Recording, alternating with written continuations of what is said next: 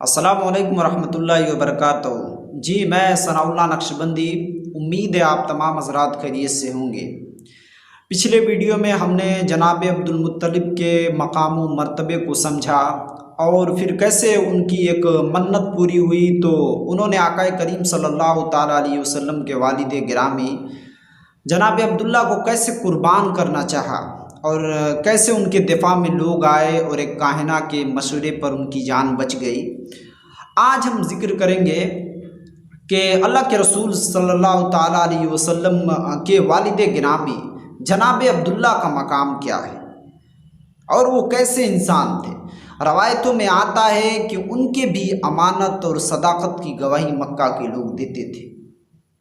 ان کی بھی خوبصورتی کا چرچا پورے مکے میں تھا، کیونکہ جو اللہ تبارک و تعالیٰ نے نسلاً بعد نسلاً نور محمدی کو پیشانی بہ پیشانی کرتے ہوئے جناب عبداللہ کے پیشانی میں جب وہ نور داخل ہوا نا تو اس نور کے وجہ سے حضرت عبداللہ کا چہرہ چودہی کی چاند کی طرح چمکتا تھا۔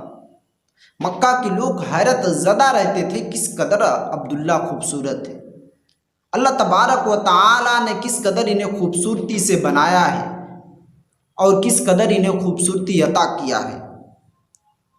مکہ کے لوگ یہ چاہتے تھے کہ میری لڑکی کی شادی حضرت عبداللہ سے ہو جائے، کیونکہ وہ شریف بھی تھے اور ایک دیانت دار ایماندار انسان تھے، کوئی بھی ان کے اندر برائی نہیں پائی جاتی تھی۔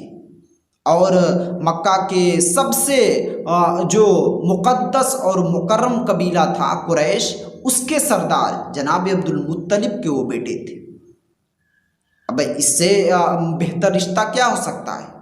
بڑے بڑے لوگوں نے، بڑے بڑے سرداروں نے، بڑے بڑے دولت مند والے لوگوں نے یہ خواہش کی، یہ تمنا کی اور ریکویسٹ کیا حضرت عبد المطلب سے کہ ہم چاہتے ہیں کہ آپ کے لڑکے سے جناب عبداللہ سے ہماری لڑکی کی شادی ہو جائے۔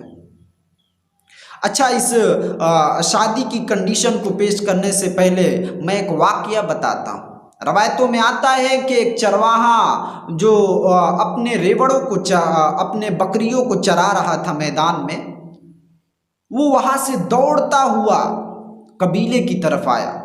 لوگوں سے کہا کہ اے لوگوں، میں نے ایک ایسا منظر دیکھا ہے نا کہ میں اسے بیان کروں گا نا تو تم حیرت زدہ ہو جاؤ گے۔ لوگوں نے کہا بتاؤ کیا تم نے دیکھا ہے؟ انہوں نے کہا کہ جناب عبد المطلب کے جو بیٹے ہیں نا حضرت عبداللہ، ہم نے انہیں دیکھا ہے کہ وہ جو جب چل رہے تھے نا تو ان کے ساتھ ساتھ آسمان سے بادل پہ ان کے سر پہ سایہ کرتے ہوئے چل رہا تھا۔ میں نے میدان میں دیکھا ہے، ہر طرف اس قدر سخت دھوپ تھی نا کہ بدن جل رہا تھا، لیکن جناب عبداللہ جب چل رہے تھے تو آسمان کے سائے میں چل رہے تھے۔ لوگ ہنسنے لگے، مذاق کرنے لگے۔ انہوں نے کہا کہ تو دیوانہ ہو گیا ہے، تیرا دماغی توازن صحیح نہیں ہے، تو ایسی باتیں کر رہا ہے جسے عقل و خرد تسلیم کر ہی نہیں سکتا ہے۔ اس نے کہا کہ دیکھو تم مذاق میں اس بات کو لے رہے ہو، یہ تمہاری عقل کی بات ہے، تم اسے ایکسیپٹ کرو یا نہ کرو، لیکن اگر تم مجھے کعبہ کی طرف لے کر چلتے ہو تو میں کعبہ کے غلاف کو پکڑ کر بھی اس بات کی گواہی دوں گا کہ جناب عبداللہ جب چل رہے تھے تو ان کے سر پر بادلوں کا سایہ تھا۔ اس میں ایک ضعیف نے کہا کہ ہمارے تو جو معبود ہیں لات و ہبل، وہ تو دھوپ میں جلتے رہتے ہیں اور سورج کی روشنی سے ان کے اندر گرماہٹ پائی جاتی ہے، ان پر تو کبھی بادلوں کا سایہ نہیں ہوتا ہے۔ تم کس دیوانگی میں ہو، تم کیسی بات کرتے ہو؟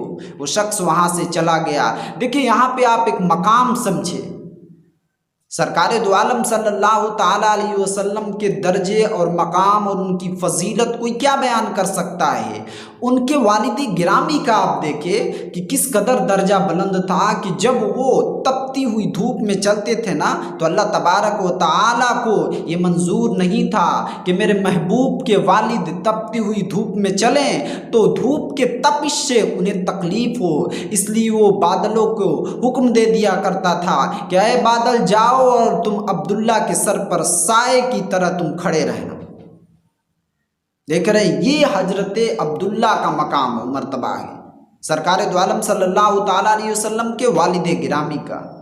मक्का के लोगों ने चाहा कि मेरी लड़की से शादी अब्दुल्ला की शादी हो जाए मेरी लड़की से, लेकिन जनाब अब्दुल मुत्तलिब को कोई रिश्ता पसंद नहीं आया, क्योंकि सबके लायक तो जनाब अब्दुल्ला थे, लेकिन अब्दुल्ला के लायक कोई शरीफ ज़ादी लड़की नहीं मिल रही थी।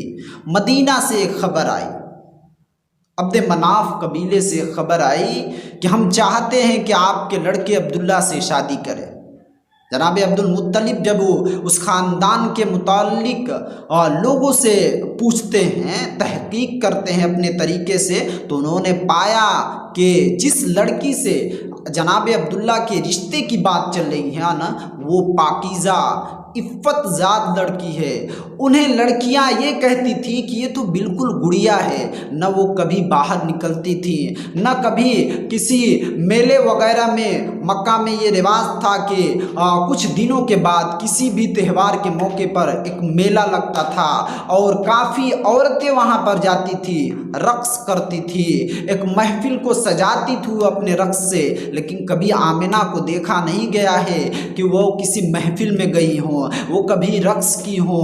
वो इस कदर पाकीज़ा औरत थी कि औरतें उन्हें गुड़िया कहती थी, गुड़िया के उससे मिसाल दिया करती थी कि वो ऐसी मासूम है और इस कदर सीधी सादी हैं, ज़हीन भी हैं, हर एतबार से वो दुरुस्त थी। जनाब अब्दुल मुत्तलिब ने इस रिश्ते को एक्सेप्ट किया। अब हज़रत अब्दुल्ला और हज़रत आमिना की शादी हो रही है। बारात लेकर जनाब अब्दुल मुत्तलिब अरब के कुछ जो गैरतमंद और जो उनके लायक लोग थे ना, उन्हें लेकर वो मदीना की तरफ बारात लेकर जाते हैं। वहाँ पे हज़रत आमिना के घर के लोगों ने शानदार तरीके से वेलकम किया, इस्तकबाल किया हज़रत अब्दुल्ला के बारातियों का, हज़रत अब्दुल्ला का।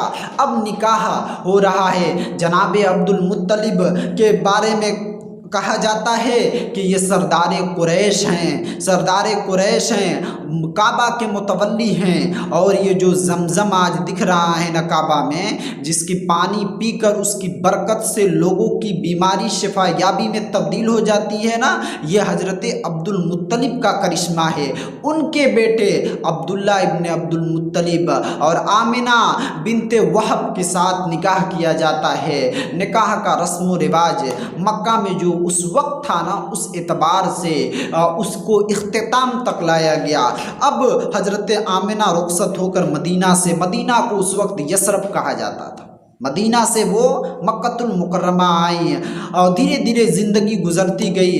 2-3 महीने 4 महीने रवायतों में आया, 3 महीने 4 महीने के बाद हज़रत अब्दुल्ला को मुल्क शाम जाना पड़ा तिजारत के गरज से, क्योंकि कुरैश के और मक्का में ये रवायत है कि लोग तिजारत करते थे। कोई यमन जाता था, कोई दमिश्क जाता था, कोई ताइफ जाता था, तो कोई शाम जाया करता था। शाम में क्या है कि मुनाफा बहुत होता था, जो ये सामान लेके जाते थे नफ़ा बहुत कमाते थे।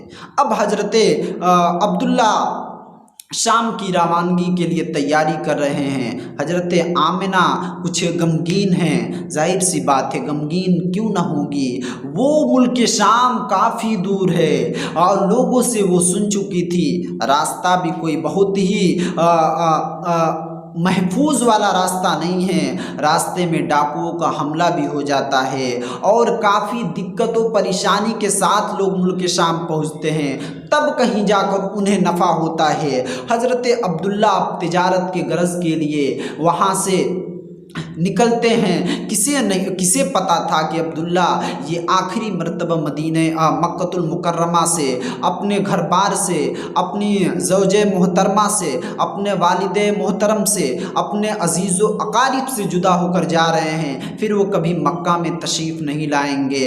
हज़रत अब्दुल्ला मक्का की गलियों से गुज़र रहे हैं, उसे इस कदर निगाह से, ऐसी निगाह से देख रहे हैं जैसे अब्दुल्ला अब कभी मक्का में वापस नहीं आएंगे। तारीख़ में ये दर्ज भी है कि जनाब अब्दुल्ला का ये आखिरी सफ़र था, फिर उसके बाद वो मक्का तशरीफ़ नहीं लाए। आगे इसके बारे में ज़िक्र किया जाएगा। अब उधर जनाब अब्दुल्ला मुल्क शाम की तरफ रुखसत हो गए। इधर दिन गुज़रते गए और हज़रत आमिना ख्वाब देखने लगी। حضرت آمنہ خواب دیکھتی ہیں کہ حوریں آتی ہیں اور انہیں مبارکباد دے کر چلی جاتی ہیں۔ حضرت آمنہ دیکھتی ہیں کہ آسمان سے نور کا ایک ٹکڑا آتا ہے اور ان کے جسم میں پھیل جاتا ہے، ان کا جسم مکمل طور سے نورانیت والا ہو جاتا ہے۔ آپ جب یہ خواب اپنی سہیلیوں کو، اپنے قریبی عورتوں کو بتاتی ہو تو وہ حیرت زدہ ہو جاتی۔ دھیرے دھیرے ولادت کا وقت ہوا۔